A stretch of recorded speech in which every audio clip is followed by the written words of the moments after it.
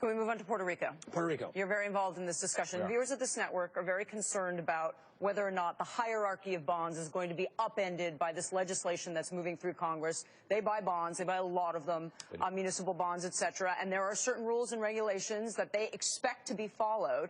And there's this legislation moving through Congress which could theoretically undo that. Is that going to happen? It will not undo that. The bondholders have had a seat at the table as we've been putting this bill together. We're very concerned about debt prioritization. People are concerned about pensions, and do pensions take a priority over bondholders? That will not happen in this bill.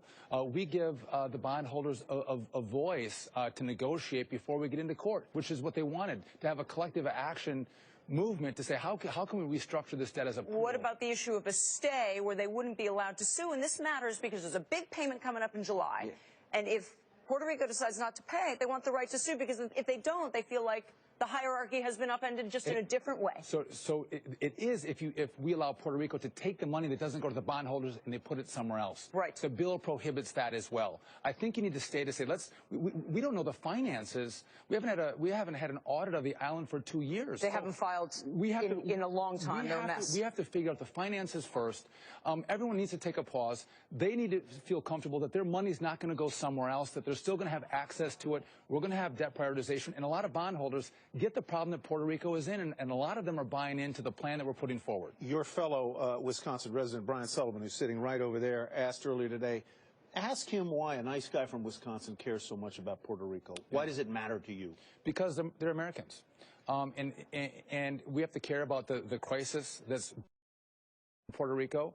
But also, if we don't do this bill, and you see, 45% of poverty, you see schools that are going to close down, hospitals that are closing down, what is Barack Obama going to say to us?